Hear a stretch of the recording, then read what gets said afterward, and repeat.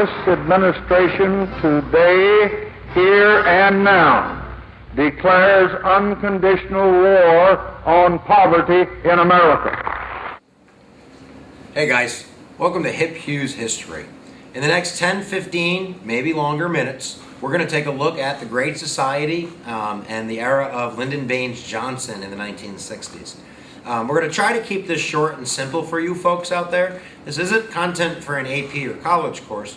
We're just really trying to hit concepts and major vocabulary that you might see on a New York State Regents exam, a state exam, an entry-level high school exam at U.S. history level.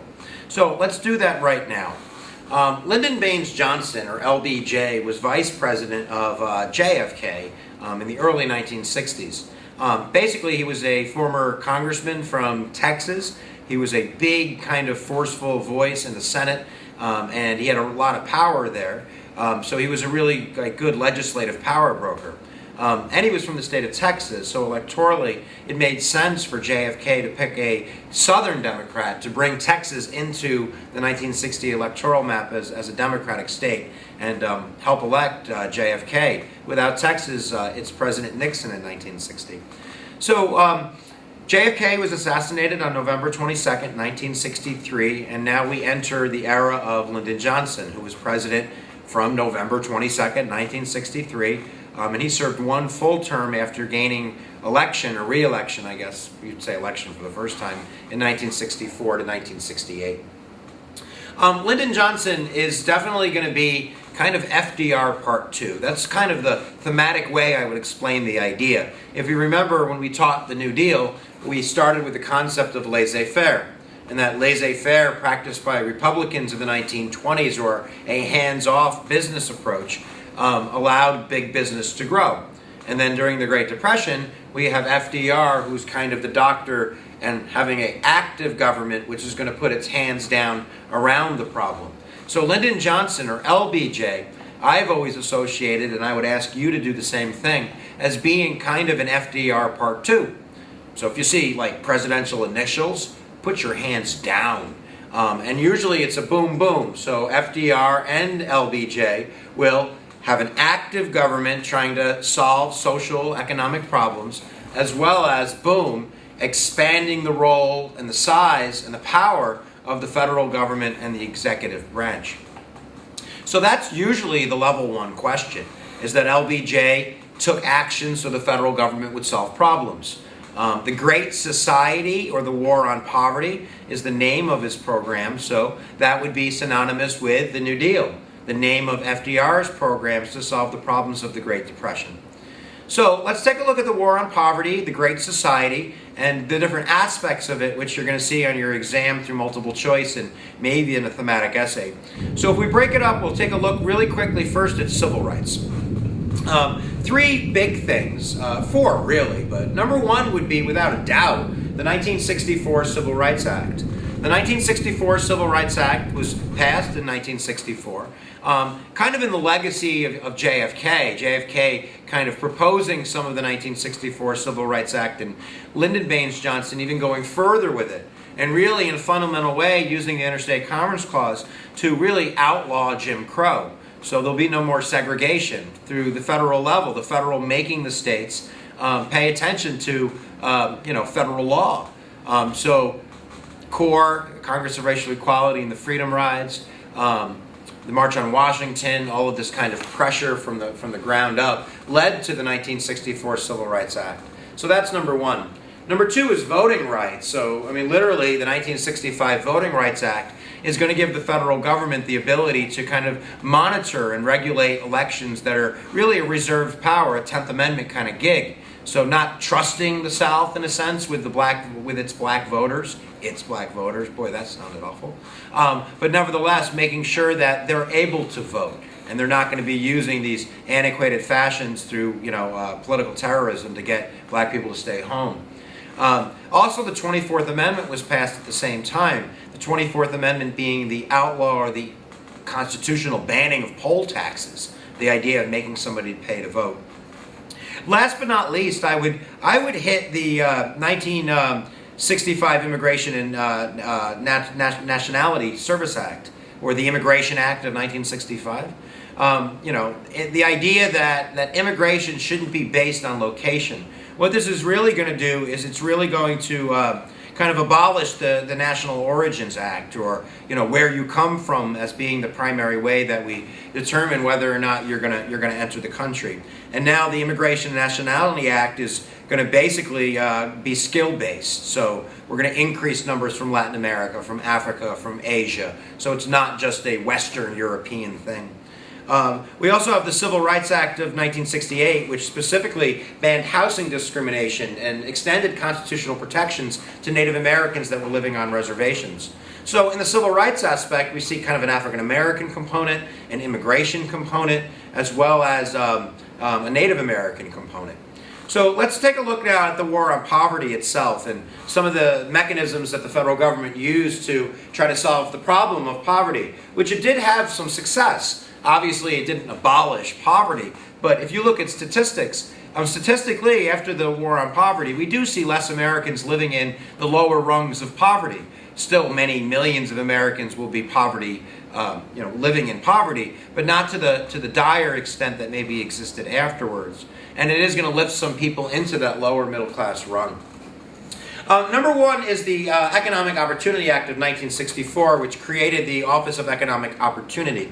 And basically what this was kind of a community-led program that was funded through the federal government that provided education, job training, community development, and really kind of the idea of community action, of local communities solving their own poverty problems by creating programs that they know would help lift people out of poverty.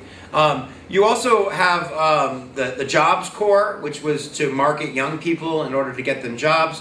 The Volunteer in Service to America, a domestic version of the Peace Corps, which created basically people that were able to go into lower income communities and help build schools and infrastructure and some of the things that you need to lift people out of poverty. Head Start was also part of that kind of poverty program.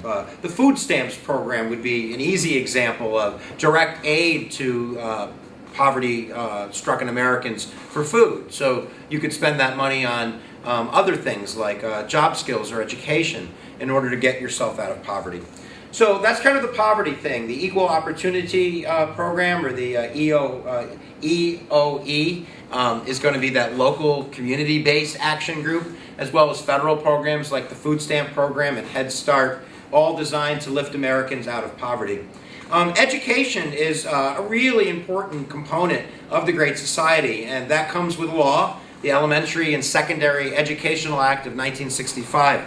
And what this basically did was it allotted federal money for the first time in a big way to schools, universities, public institutions, created the Teacher Corps. But basically it's funding now public schools. This is a state thing. So the Great Society and the War on Poverty are going to try to equalize America's public schools. So if you're going to an urban or a rural low-income school district, you're going to have federal money now to buy textbooks, to hire better teachers, and to lift people out of poverty. Remember, that's always the aim.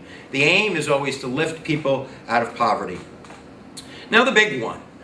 This is the big boy, the one that's on the test most often in terms of multiple choice, and that would be Medicaid and Medicare. Basically, fundamentally, these are health insurance programs. So everybody that's poor and old, at least, will have access to some type of health insurance that's going to allow them to live a basic existence. Medicaid, the way to remember it is, Medicaid is to aid the poor. Medicaid, aid the poor.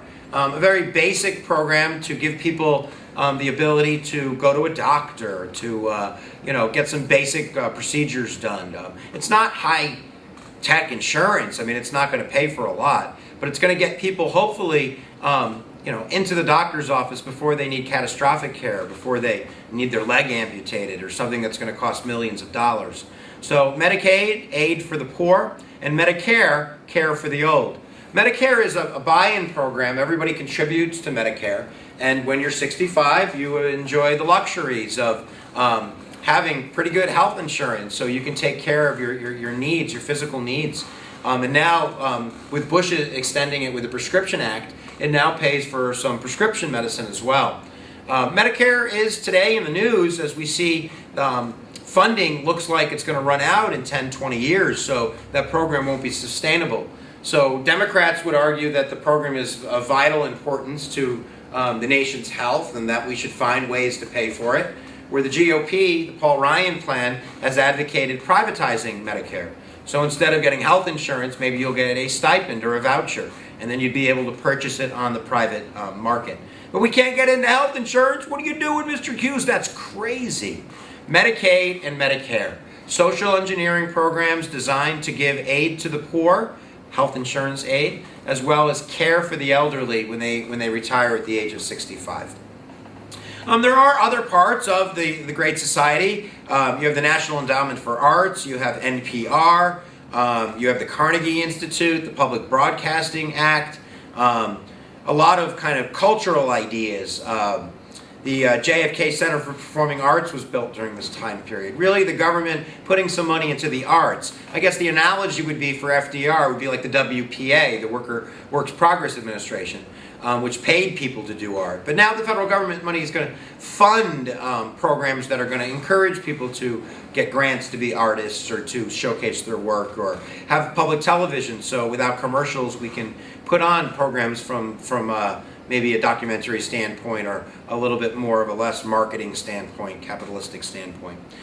Transportation, we have the National Security Act, the Mass Transportation Act of 1964. I think it was almost $400 million for large-scale urban renewal programs of subways, infrastructure again. Consumer protection, the National Highway Safety Administration, the Fair Packaging and Labeling Act, the Wholesome Meat Act, the Truth in Lending Act, a lot of consumer protection laws that were designed to try to get businesses to do the right thing in terms of their consumers, the people that are buying their products. And we also have a whole ton of environmental legislation. I could rattle off the Endangered Species Prevention Act, or the National Trail System, the Motor Vehicle Air Pollution Act, the Solid Waste Disposal Act, all these acts that are really using federal government power in a new way in order to secure safety, a cleaner environment, a healthier population, one that's not maybe in poverty as much. And really the liberal perspective on this is going to be equality of outcome. That, we don't need to all be equal, but we should have a basic level that everybody gets to. Health insurance, literacy, education, safety, environment. Where a conservative standpoint would say it's more, of opportunity, economic equality of opportunity. That if everybody has the same chance, then we don't need these programs in order to lift people up. In fact, I guess the criticism would be is that it could create a dependency, that people wouldn't have that initiative to go out and do it for themselves if they felt as though the federal government was going to do it for them.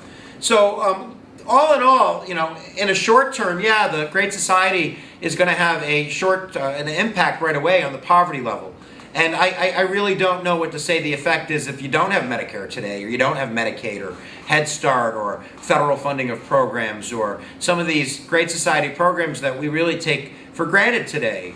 I didn't even mention public housing and urban development. But again, the negative would be it creates dependency and it creates bureaucracy. It's expanded the federal government beyond its constitutional limits. So there's kind of a constitutional argument as well. States would yell 10th Amendment. The federal government would yell Elastic Clause and Supremacy Clause. But we've been there and we've done that. So LBJ, the Great Society, again, you're looking at the 1960s, the war on poverty, civil rights, educational stuff, immigration stuff, direct aid stuff, health insurance stuff, and put your hands down. That's the concept, guys. So we hope you learned something. We hope you get the multiple choice right, that's for sure. And we hope that we see you again on YouTube or your favorite DVD that somebody gave you. Nevertheless, where attention goes, energy flows, and we're going to shut this bad boy down. Great Society is out.